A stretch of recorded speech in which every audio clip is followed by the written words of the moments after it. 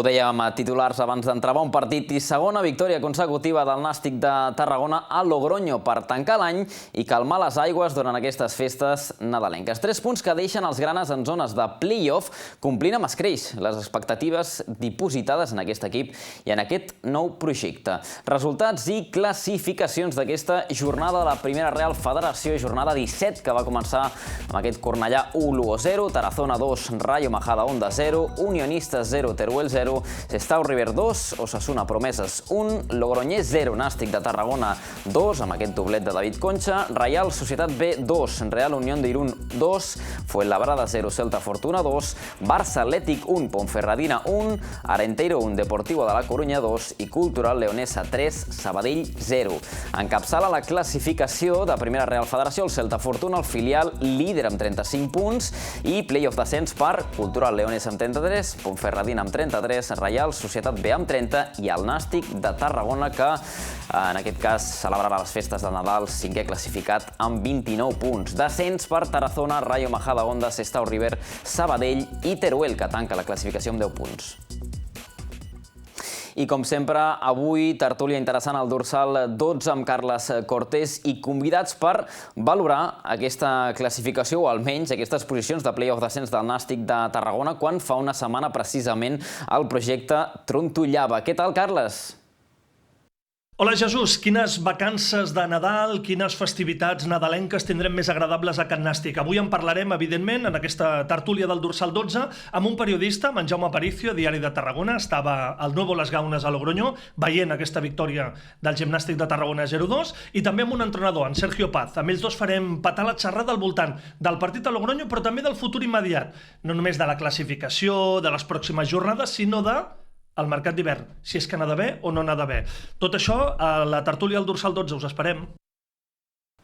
Doncs sí, dels fitxatges del futur en parlarà el Carles Cortés i del partit amb més confiança els de Dani Vidal es van avançar amb un golaç de David Concha. Va poder-ho matar Jaume Jardí minuts després, però no va ser fins la segona meitat que el mateix Concha va tornar a marcar per segellar aquest triomf per 0-2 del Nàstic de Tarragona. 3 punts que deixen els granes en aquestes zones de play-off descens. Segona victòria consecutiva d'un Nàstic que marxa de vacances de Nadal amb la moral reforçada i en zona de play-off. Els grana no guanyaven 2 partits seguits des del mes de setembre. 0-2 a l'estadi de les Gaunes, en un duel fins i tot plàcid.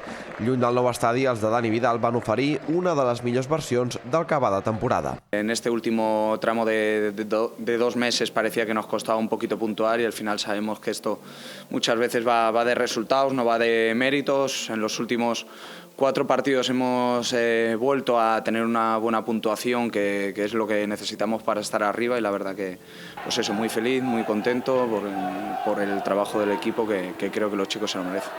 Protagonisme ofensiu per a David Concha amb un doblet. L'extrem va tornar a la titularitat i es va estrenar com a golejador. En la primera jugada d'atac, al minut 5, el de Santander aprofitava el rebuig de la defensa per enviar una volea imparable al pal esquerre de la porteria local. El xut des de més enllà de la frontal, impecable. El Nàstic hauria pogut sentenciar ja al primer temps. Al 35 l'àrbitre no veia un penal claríssim per unes mans que van desviar una centrada. Al fil del descans, Jaume Jardí ho va intentar també des de l'interior de l'àrea. Qui va tornar a trobar el premi va ser Concha. L'extrem va repetir abans que s'arribés al quart d'hora de la segona meitat. Pilotada llarga de Varo i el davanter superava la mala sortida d'Ander per clavar-li una vaselina exquisida. 0-2 i partit pràcticament sentenciat quan encara faltava més de mitja hora. El xut més perillós del Logroñés no va arribar fins al minut 75. Varo va tapar bé l'intent llunyà dels locals. El Nàstic viurà un Nadal tranquil. No tornarà a jugar ja fins al dia 3 de gener de 2024 al nou estadi davant el Cornellà. Qui sap si ja amb alguna nova incorporació. Ahora, cuando abra el mercado, qué posibilidades tiene el club. Desde el Consejo de Administración, seguro, y Dirección Deportiva son ambiciosos y tenemos la posibilidad de mejorar la plantilla, la haremos como todos, pero bueno, está claro que eso ahora no se moverá ni el primer ni el segundo día. Lo tomaremos con calma para intentar que las decisiones sean acertadas. I també va haver-hi més futbol aquest cap de setmana. Lliga Elit, jornada 13, amb aquests resultats. Viladecans 0, Vic 0, Atlètic Lleida 3, Rubí 0, Sabadell B 1, Guineueta 1, Figueres 1, Lloret 2, Palamós 1, Europa B 4, Can Vidalet 2, Sant Boià 2, la derrota de la Unió Esportiva Valls de Manel Cazorla 2-1 al camp del Sants i Atlètic Horta 2, Granollers 2. Una Lliga Elit que arribarà al Nadal d'aquesta manera, encapçalada pel Sabadell B, rival que el Valls va poder guanyar la setmana passada, líder amb 26 punts, el persegueix en aquestes zones d'ascens l'Europa B amb 25 i la Unió Esportiva Valls de Manel Cazorla 3 punts del liderat, tercera classificada amb 23. L'acompanyen en aquestes zones de promoció d'ascens el Lloret, el Atlètic Lleida i el Vic. En descens, Palamós, Sants, Guineueta i Granollers tanquen aquesta Lliga Elit. I derrota de la Unió Esportiva Valls de Manel Cazorla en aquest últim partit de l'any al camp del Sants, equip de la zona baixa d'aquesta Lliga Elit, equips sempre complicats. No va poder allargar la bona dinàmica la Unió Esportiva, que tot i la derrota, això sí, ho hem vist, tanca l'any a només 3 punts del Sabadell B, el líder. Es va avançar el conjunt barceloní abans del descans amb 2 gols que van marmar les opcions dels de Manel Cazorla d'emportar-se quelcom de valor del camp d'un equip de la zona baixa. Van encaixar els en els minuts que més fa mal, el primer gol al minut 43 i 2 minuts més tard, al 45, Diana, que sentenciava en aquest cas el partit i els 3 punts pels locals abans del descans. No es va rendir el conjunt de Manel Cazorla, els vallencs, els de la capital de l'Alcamp, que van gaudir d'ocasions, i el gol va arribar per mitjà de Joel Koch a la segona meitat, al minut 61. Aquí veiem les imatges de les ocasions també de les Sants. Ho va provar també el conjunt vallenc a la segona meitat per intentar-se emportar un punt valuós d'aquest camp, però es va quedar en aquesta derrota, això sí, amb un Valls que ha completat un primer tram de competició més que notable.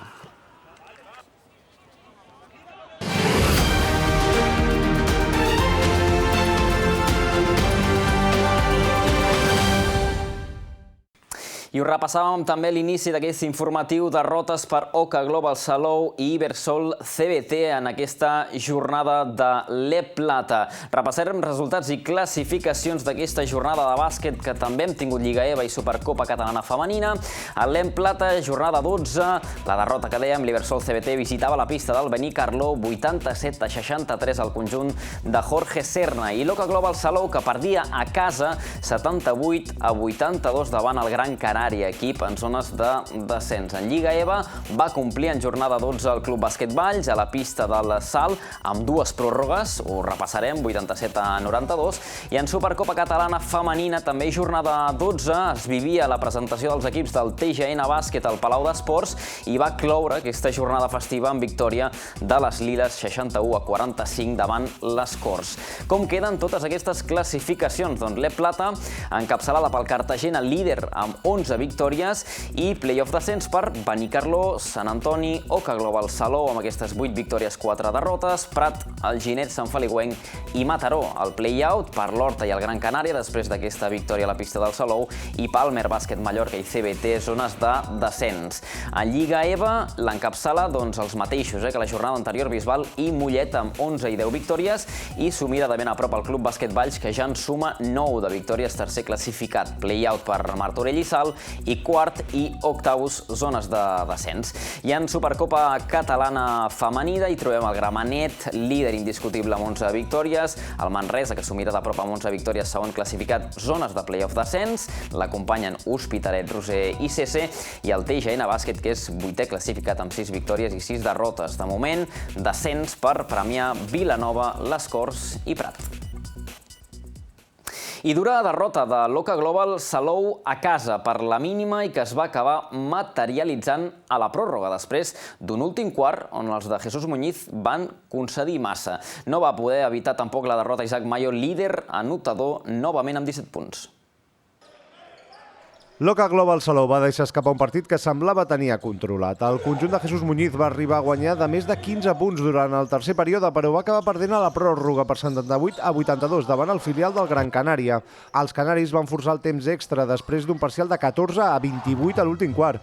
A base de triples, els insulars van desconnectar un Salou a qui li van entrar els nervis. A l'últim quart, el Gran Canària van cistellar 7 triples de 8 llançaments. Amb empat a 72, Víctor Aguilar i Mayo van tenir encara 2 tirs per guanyar el partit.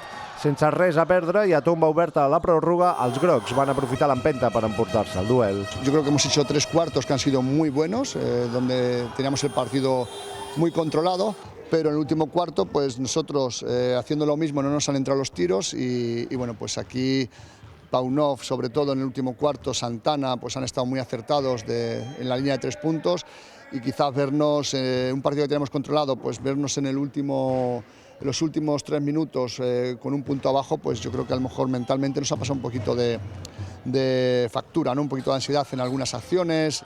Els saluencs sabien que podia passar, que la qualitat individual dels joves talents podia aparèixer en qualsevol moment. És un equip que, passi el que passi, no es rendeix. La derrota posa fi a una gran ratxa de 5 victòries consecutives. O sea, cada derrota te duele muchísimo. O sea, que no. Lo que pasa es que yo creo que tenemos que tomarlas con la misma normalidad que estamos tomando las victorias. Esto es lo que tiene, de que hay que estar hasta el final, de bueno, pues animar a los chicos, están haciendo un buen trabajo.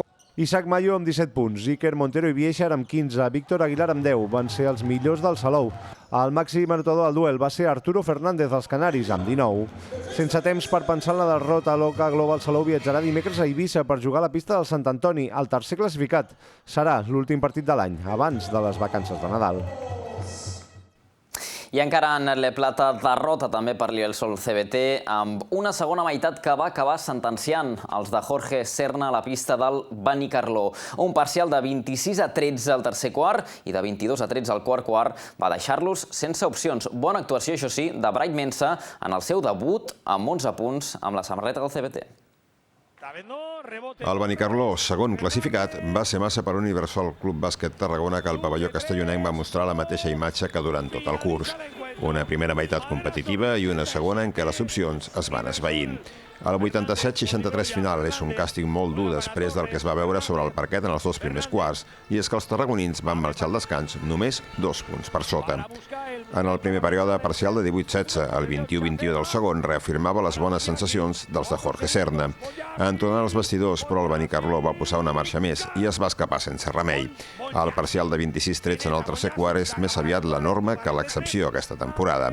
En l'últim període, mateix guió, 22-13 pels castellonencs, derrota dura i sense oposició per 24 punts de diferència. Malgrat tot, Jorge Serna pot buscar notes positives que indiquen millora i progrés en alguns aspectes. Tot i acabar el duel amb una anotació baixa, 10 dels 11 jugadors del CBT van anotar. Enguany, el pes en atac s'ha acostumat a concentrar en un parell o 3 de jugadors. Només es va quedar sense veure Cistella, Baptiste.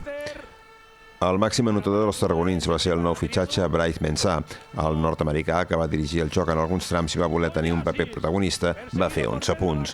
No obstant això, va acabar amb una valoració de 0 perquè no va tenir el millor encert i va rebre fins a 5 taps.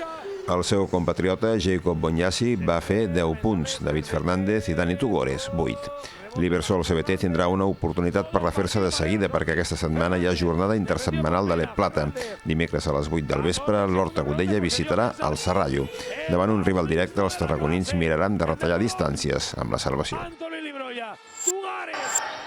I en Lliga EVA, victòria també pel Club Bàsquet Valls a la pista del Salt, 87-92, tercera consecutiva aquest diumenge. Partit igualadíssim i molt disputat que els vallencs van haver de portar la pròrroga per guanyar-lo. Fins a 2 parts es van disputar, després que en el quart quart els de Víctor Neila imposessin un parcial de 12-23. En el partit, 23-16, 20-18, 19-17 i 12-23 al quart quart. Com dèiem, a la pròrroga 10-10 i 3-8, que deixava la novena victòria del curs. Actuació coral de l'equip vallenc amb fins a 5 jugadors del conjunt de Víctor Neila amb dobles dígits. Màxim anotador G. Pérez amb 19 punts, seguit de Guillem Fàbregas i Marcos Vinícius amb 13 punts i Òscar Engomo i Cisco Moreno amb 10 punts. Victòria important per seguir a la part alta de la classificació davant Bisbal i Mollet, i això deia el mateix Víctor Neila, tècnic del conjunt vallenc, d'aquesta victòria important per tancar l'any. Jo crec que ens hem relaxat, o sigui, quan havíem fet el més difícil ens hem relaxat i hem fet accions molt tontes, no? Hem abusat del triple, que sí que el triple ens havia portat a remuntar, però hem abusat del triple en lloc de posar pilotes dins i els tirs lliures que hem fallat, no? Jo crec que és el que ens ha portat a la pròrroga.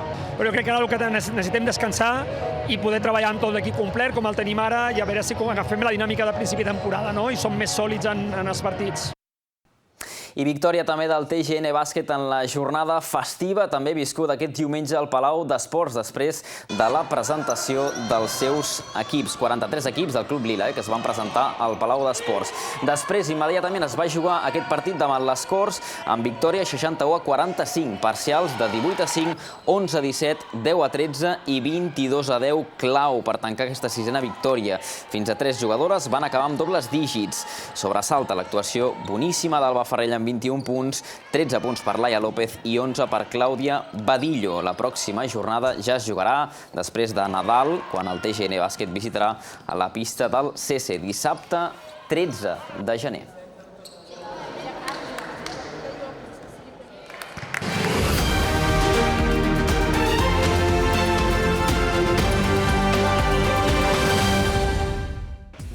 I més esport aquest cap de setmana, poliesportiu en futbol sala i Superliga masculina de voleibol. La repassarem. Avui tenim entrevista amb l'entrenador Vlado Stevovski.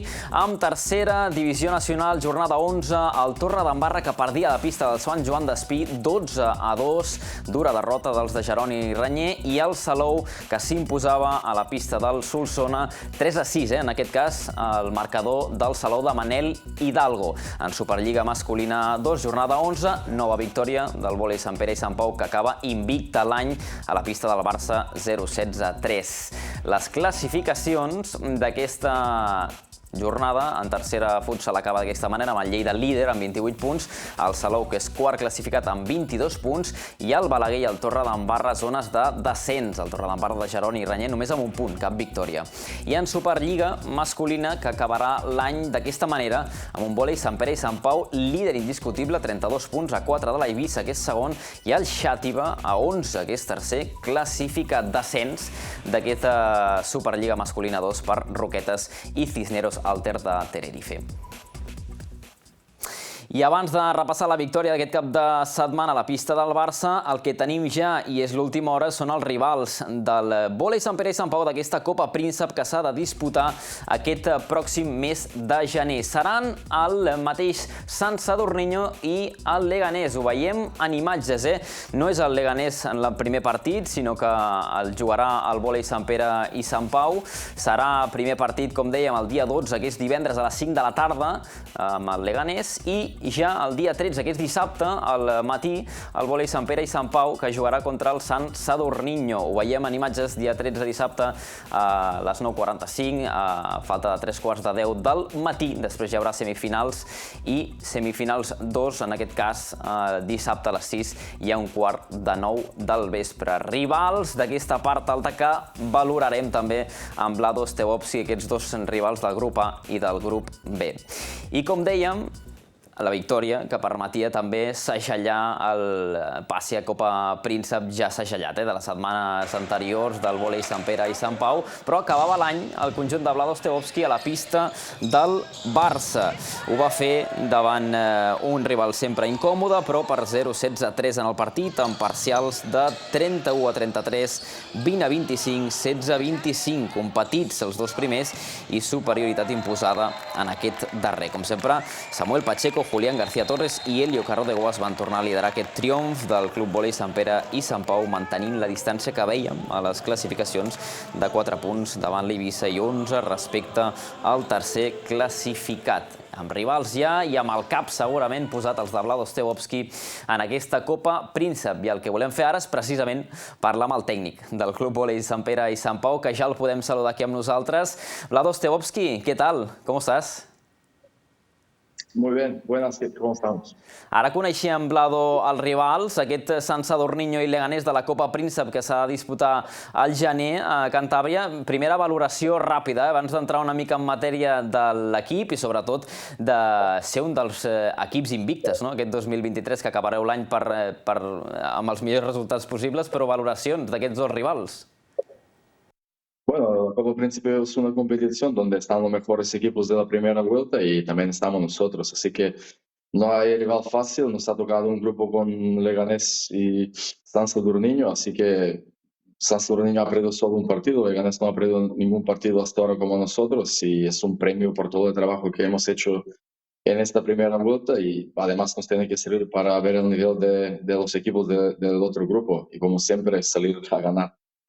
Esteu acostumats, Vlado, ja a encreuar-vos amb altres rivals, també ho vau fer al play-off de la temporada passada, però quin rival o quin és el nivell d'aquests rivals de tant grup A com grup B per part de Club Vòlei Sant Pere i Sant Pau? Vlado, és molt diferent al grup C? Bueno, todos los grupos son complicados. De momento, Textil Santanderina tiene un equipo también muy completo que está en otro grupo con una derrota solo. Está ahora Utrera, pero hay otros equipos que no se clasificaron para la Copa Príncipe, pero también tienen mucho potencial, como Benidorm. Así que hasta playoff hay mucho por jugar. Nos queda toda segunda vuelta, así que vamos a ver cómo acaba y luego lo vamos a ir valorando. Mentalitat diferent, Vlado, a l'hora d'afrontar una Copa Príncep, que no és una lliga llarga, que has de treure un resultat positiu el més aviat possible. Com s'afronta i, sobretot, què els has comunicat als jugadors? També que és una competició que amb una derrota pràcticament pots quedar fora. No sé si al CAP també, en aquest sentit, s'ha de treballar per això. Bueno, es una competición muy exigente. En el sorteo nos ha salido jugar un partido el viernes, otro el sábado, pero si nos clasificamos para la semifinal es sábado por la tarde. Así que para ganar la Copa Príncipe hay que ganar todos los partidos. En la fase de ascenso, clasificándose para la final, ya estás ascendido a Superliga 1. Así que no hay margen de error. Hay que estar bien físicamente preparado porque son muchos partidos en muy pocos días para ganar la Copa Príncipe. Así que lo más importante es prepararse bien ahora en el tiempo que nos queda y llegar ahí en el mejor momento de forma posible. Vlado, veiem també la victòria a la pista del Barça 0-3, un nou partit, una nova victòria. Sempre remarques de la intensitat del conjunt del Sant Pere i Sant Pau i que hi ha de ser present en tots els partits. Però deixa'm preguntar-te, quin és el secret o la clau perquè aquest equip hagi arribat a aquesta aturada nadalenca, si ho vols dir d'aquesta manera, amb aquestes mini-vacances, sent invictes, sense cap derrota i liderant d'aquesta manera la Superliga 2?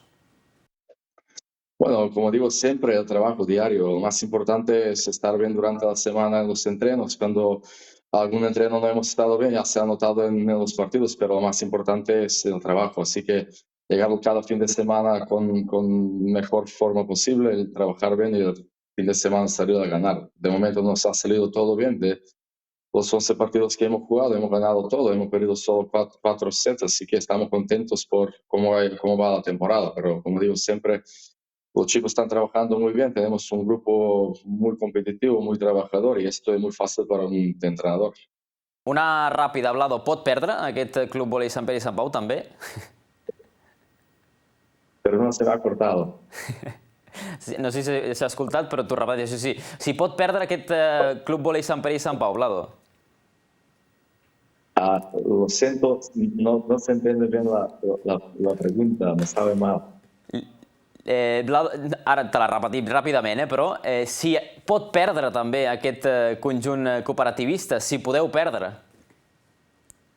Sembla que no encén el Vlado, ho deixarem aquí, en aquest cas. Lo siento mucho. Tranquil, amb el Vlado Estebovski. Gràcies, no sé si nos oyes bien, Vlado, però gràcies per la teva intervenció també i per valorar aquests dos rivals que li toquen al Club Vòlei Sant Pere i Sant Pau en aquesta competició de la Copa Príncep. Gràcies, Vlado. Gràcies, un abraço. Gràcies al Vlado, que hem tingut aquests problemes al final que no ens sentia bé el tècnic cooperativista, com diem, amb aquests dos conjunts, Sant Sadurniño i Leganés, que seran els pròxims rivals. Copa Príncep, mes de gener, pel Club Vòlei Sant Pere i Sant Pau.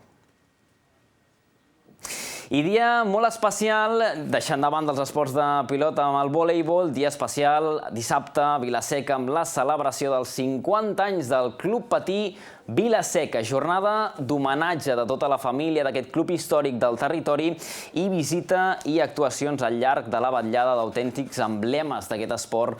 Durant la festivitat, per exemple, es va poder gaudir de les actuacions d'esportistes de la talla de Pau Garcia, 5 vegades campió del món, Cira Vella, subcampiona del món, la parella Enia i Edgar Cavacas de Jesús, o el show artístic Skating de Cunit, entre molts altres en aquesta jornada sempre especial i de germanor també entre aquesta família que és el Club Patí Vila-seca.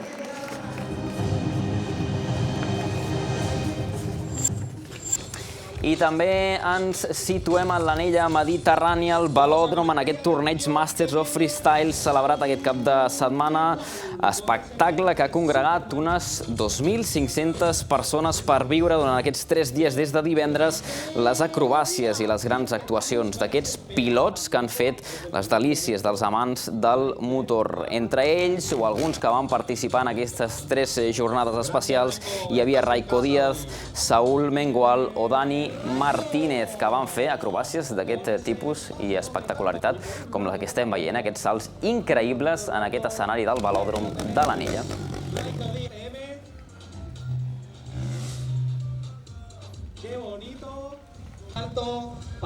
I avui volem acabar amb aquesta menció als nedadors i nedadores del Club Natació Tàrraco que van participar aquest cap de setmana en aquest campionat de Catalunya d'hivern infantil i júnior a la seu del Club Natació Barcelona. Roc Vela va ser un dels protagonistes d'aquesta jornada, aconseguint 3 millors marques nacionals, 4 catalanes i 8 metalls, les mateixes medalles que Ona Rossell, també 7 per al seu germà, Martí Rossell, i 2 de Maria Huertas, tots del Club Natació Tàrraco. Els 12 nedadors del club participants van disputar 39 finals i van obtenir 25 medalles, 16 d'or, 8 de plata i 1 de bronze. El club va ser 8è en infantil i 13è en júnior. Déu-n'hi-do.